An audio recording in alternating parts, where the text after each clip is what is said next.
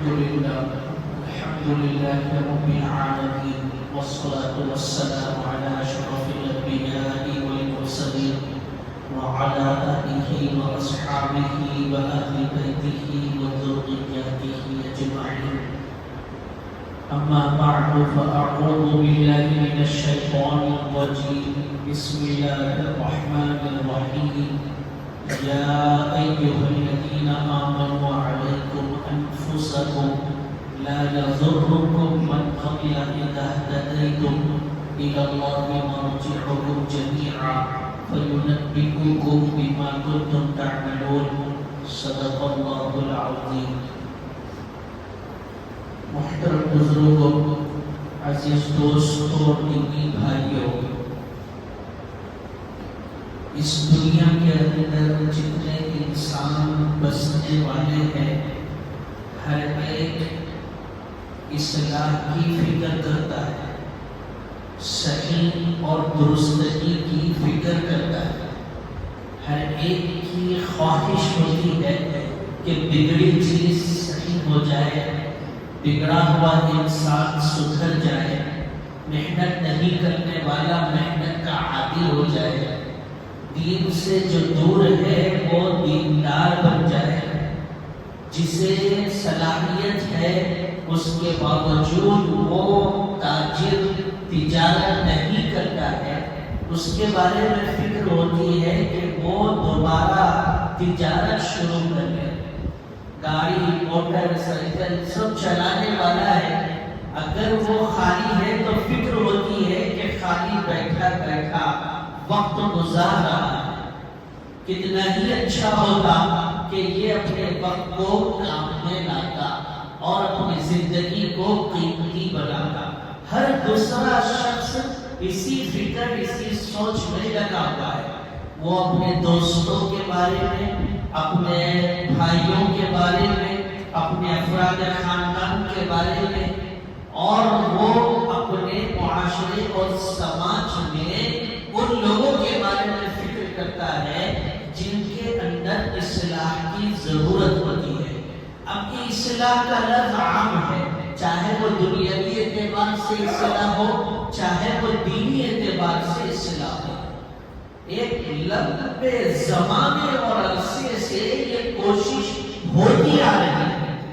ہر شخص اپنی بساط کے برابر، اپنی حیثیت، اپنی طاقت قوت کے برابر وہ چاہتا ہے کہ میرے ساتھ اٹھنے بیٹھنے والے وہ لوگ جن کو میں جانتا پہچانتا ہوں، جن کے ساتھ میرا تعلق ہے، وہ اچھے ہو جائیں، وہ بہتر ہو جائے، وہ مجھ سے بھی زیادہ صلاحیت مند ہو جائے. اس کے لیے جستجو ہوتی ہے، ہو رہی ہے، مگر دیکھنے میں یہ آیا کہ نتیجہ بالکل اس کے الٹا ہوتا ہے. جتنا وہ سوچتا ہے اور جتنا وہ اصلاح کی فکر کرتا ہے، اتنا ہی نتیجہ الٹا ہوتا جا رہا ہے. جس انسان کے بارے میں کوشش ہوتی ہے وہ دن بدن بگڑتا ہی جا رہا ہے، اصلاح اور اچھائی اس کے پاس نہیں ہوتی. وہ ایک اسٹیپ پہ ہے تو آئے دن وہ دوسرے اسٹیپ پر چلا جاتا ہے اور بگاڑ اور فساد اس کے اندر بڑھتا ہی جاتا ہے. بھائیوں کو سمجھاؤ تو جتنا وہ محنت کے عادی نہیں تھے اور بھی زیادہ وہ محنت سے جی چڑاتے ہیں. بچوں کو سمجھاؤ کہ پڑھ لو، لکھ لو، قابل بنو، تو وہ بچے اتنا ہی پڑھنے سے دور ہوتے چلے جاتے ہیں. جتنا ایک مسلمان کو سمجھاؤ کہ نماز پڑھو، وقت پر مسجد پہنچو، اتنا ہی وہ آپ کو دیکھ کر بھاگنے لگتا ہے.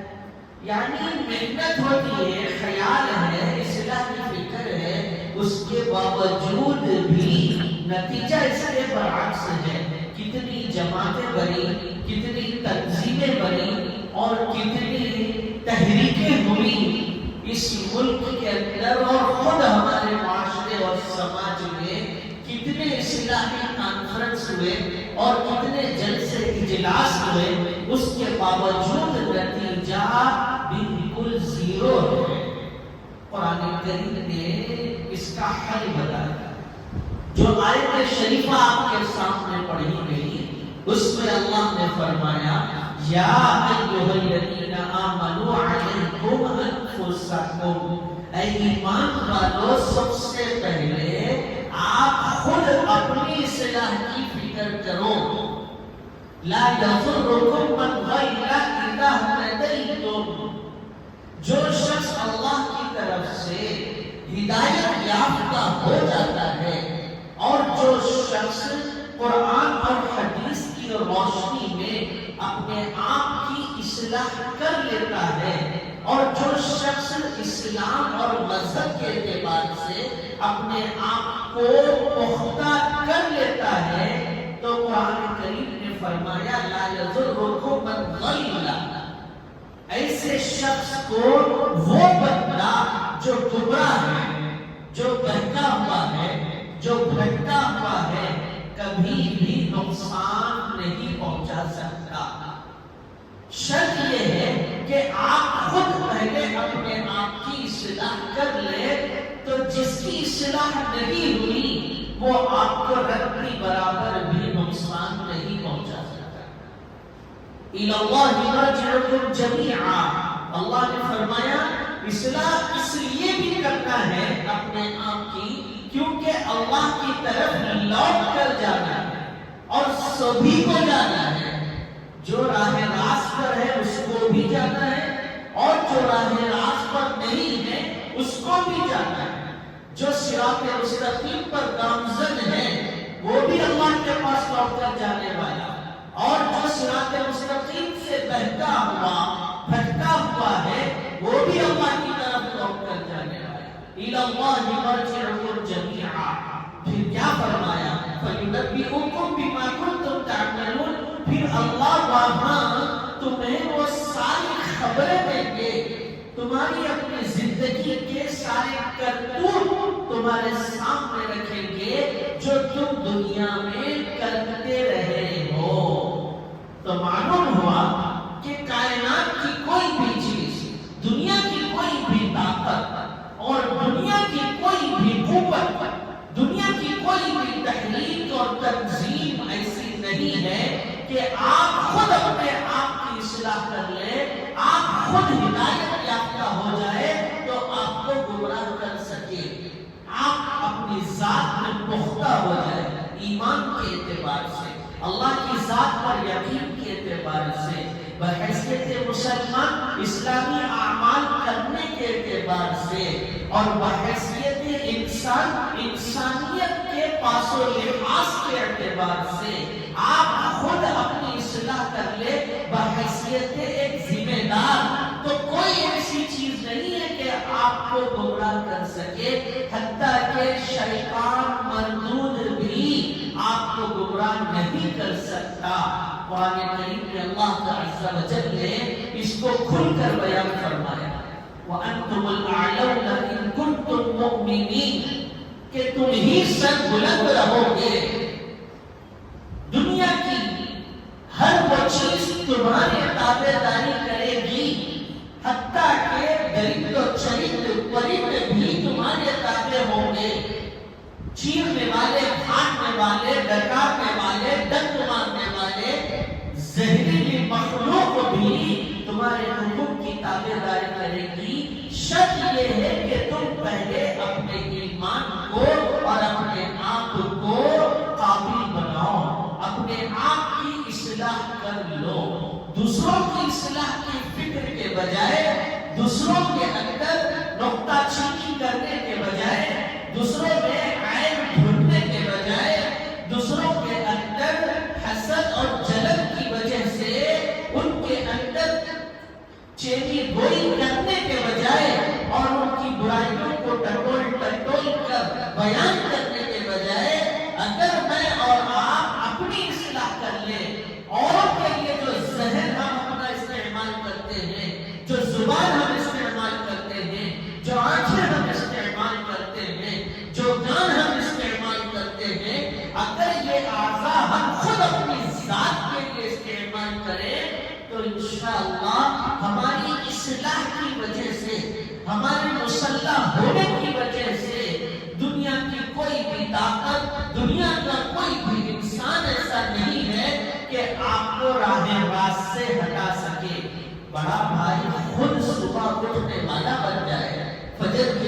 پڑھنے والا بن جائے، بڑا بھائی خود قرآن کی تلاوت کرنے والا بن جائے، بڑا بھائی خود سر پر ٹوپی پہننے والا اور اسلامی لباس میں ملبوس ہونے والا بن جائے، تو کون چھوٹا بھائی ہے جو اپنے بھائی کو دیکھ کر سیکھنا پسند نہ کرتا؟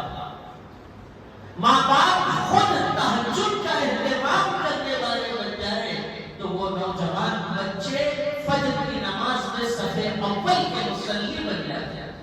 ماں باپ راتوں کو اٹھنے والے بن جائے، اللہ کے سامنے رونے والے بن جائے، توبہ کرنے والے اور اپنے گناہوں پر نادم ہونے والے بن جائے، تو وہ معصوم بچے بھی اپنے ماں باپ کی طرح مصلی بچھا کر اللہ کے سامنے سجدہ کرنے والے بن جاتے ہیں۔ ماں باپ کو روتا ہوا دیکھ کر وہ بچے بھی روتے ہیں، ماں باپ کو ہاتھ اٹھاتا ہوا دیکھ کر بچے بھی ہاتھ اٹھا کر دعا مانگتے ہیں، ماں باپ کو رکوع اور سجدہ کرتا ہوا دیکھ کر وہ بچے بھی رکوع اور سجدہ کرتے ہوئے زندگی گزارتے ہیں۔ شرط یہ ہے کہ بھائیوں، ہمیں ساری دنیا کی فکر ہو گئی، سارے دوستوں کی فکر ہو گئی، اور بستی محلے کے ہر وہ شخص کی فکر ہو گئی، کاروبار کی فکر ہو گئی، تاجر ہے تو تجارت کی فکر ہو گئی، بزنس مین ہے تو اس کو بزنس کی فکر ہو گئی۔ اگر اس کو فکر نہیں ہے تو اپنے آپ کی فکر نہیں ہے۔ بازو والوں کی بچی کے خاندان اس کے سسرال میں کیا ہو رہا ہے وہ برابر جانتا ہے، دوست کے بہن کے رشتہ داروں میں کیا ہوا وہ برابر جانتا ہے۔ اور حد ہو گئی کہ 100 کلومیٹر دور رہنے والے وہ رشتہ دار کے گھر میں جھگڑا کیا ہوا صبح سے لے کر شام تک ہزاروں کالز کر لیتا ہے، اور فون پر لگ کر جبکہ اس کا اس سے کوئی تعلق نہیں، نہ دنیاوی مفاد ہے نہ دینی مفاد ہے، مگر لگاتار کالز پر کالز کر کر میسج پر میسج کر کے جانکاری حاصل کرتا ہے، صرف اس وجہ سے کہ گھر میں بولوں گا، بہنوں کے سامنے سناؤں گا، فلاں کو بتاؤں گا، فلاں دوست کو بتاؤں گا۔ یاد رکھو اللہ کے نبی صلی اللہ علیہ وسلم نے فرمایا انما المؤمنون اخوہ، آپس میں مومن بھائی بھائی ہے۔ اللہ کے نبی نے فرمایا کہ دیکھو آمنوا اجتنبوا کثیرا من الظن ان بعض الظن اثم، بلکہ قرآن کریم کی آیت شریفہ ہے بدگمانیوں سے بچو، بہت سے خیال کرنے سے بچو، بے وجہ دل دماغ کو خیالات میں فکروں میں ڈالنے سے بچو، ان بعض الظن اثم، کیونکہ بعض گمان، بعض سوچ، بعض خیالات، بعض فکریں انسان کی گناہ ہوتی ہے اور گناہ کی طرف لے جانے والی ہوتی ہے، اور وہی سوچ انسان کو غیبت کرنے پر مجبور کرتی ہے، بہتان تراشی کرنے پر مجبور کرتی ہے، الزام تراشی اس سے ہوتی ہے۔ بھائی عجیب معاملہ، کوئی بات ہے ہی نہیں، مگر بیٹھے بیٹھے کچھ بھی ایک بات سنا دیتے، کوئی ذکر ہی نہیں، نہ وہ موضوع ہے، نہ گفتگو ہے، نہ وہ سبق ہے، نہ اس کا کوئی جز ہے، بیٹھے بیٹھے چائے کی 2 چسکیاں لیا اور سنا دیا کہ فلاں کو ایسا ہوا تھا، اس سے پہلے وہ ہوا تھا، یہ ہوا تھا۔ یہ تجسس، یہ توہ اور یہ بیجا خیالات، یہ بیجا سوچ دوسروں کی اصلاح کے لیے ہم کرتے ہیں۔ تھوڑا اپنے آپ کو بھی چھانٹنے کی ضرورت ہے، اپنے گریبانوں میں ٹٹولنے کی ضرورت ہے، اپنے ایمان کا جائزہ لینے کی ضرورت ہے، اپنی زبان سے نکلے ہوئے بول کا جائزہ لینے کی ضرورت ہے، اپنی صبح سے لے کر شام تک کیے ہوئے اعمال کا جائزہ لینے کی ضرورت ہے۔ میں اوروں کو تو بول رہا ہوں، اوروں کی تو فکر کر رہا ہوں، کیا میں نے اپنے آپ کی فکر کی یا نہیں کی؟ دوسرے کی نماز کی فکر ہے، میں نے اپنی نماز کو وقت پر ادا کیا یا نہیں کیا؟ دوسرا جھوٹ بول رہا ہے، اس کے سچ بولنے کی فکر ہے، صبح سے شام تک میں جھوٹ بول رہا ہوں یا سچ بول رہا ہوں؟ دوسرے کے حرام کھانے کی فکر ہے، وہ لقمہ جو میرے ہاتھ پر ہے، جو میرے دستر پر ہے، جو میرے معصوم بچوں کے ہاتھوں میں وہ جو لقمہ میں نے رکھا ہے، کیا وہ حلال بھی ہے یا حرام بھی ہے؟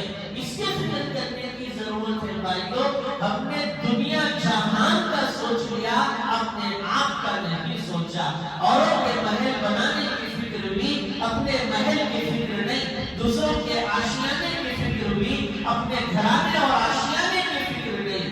یہی وجہ ہے کہ جب بھی کوئی بولتا ہے تو اس کو جواب دیا جاتا کہ مجھے کیا بول رہے، پہلے اپنے گھر کو دیکھو.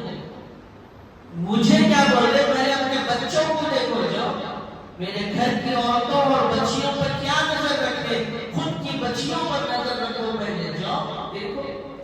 اور حد تو یہ ہو گئی لکم دینکم ولی دین. بہت ہو گیا کہ تمہارے لیے تمہارا دین ہے، میرے لیے میرا دین ہے. میں جو سمجھوں گا وہ کروں گا، تم کو جو سمجھنا ہے وہ. ہم کیوں یہ چیز پیدا کر رہے ہیں؟ اسی لیے قرآن کریم میں اللہ نے ضابطہ بیان فرمایا، لا یضرکم من ضل اذا اهتدیتم. تم پہلے قابل ہو جاؤ، تم پہلے ہدایت یافتہ ہو جاؤ، تم پہلے اپنے آپ کی اصلاح کر لو، تو دنیا کی کوئی بھی چیز تمہارا ذرہ برابر بھی نقصان نہیں کرے گی. حضرت فرید الدین شکرگنج رحمت اللہ علیہ ہندوستان کے سب سے بڑے ولی گزرے ہیں. ان کے پاس ایک بوڑھی ماں نے ایک بچے کو لایا، لا کر کے پیش کیا اور کہا کہ حضرت اس بچے کے لیے دعا کر دیجیے، یہ میٹھا بہت کھاتا ہے، میٹھا بہت کھاتا ہے اور اس کو اس میٹھے کے کھانے کی وجہ سے نقصان ہے. آپ سے التجا ہے کہ اس کی نصیحت کیجیے، اس کو بولیے اور منع کیجیے. حضرت نے فرمایا کہ ایسا کرو، اب چلی جاؤ، 3 دن کے بعد آنا.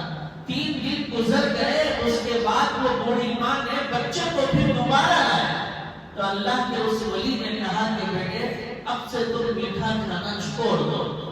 بوڑھی ماں حیران ہوئی. یہی بات تو 3 دن پہلے بھی بول سکتے تھے. 3 دن تک انتظار کروایا، اس کے بعد پھر دوبارہ آپ نے یہ جملہ کہا.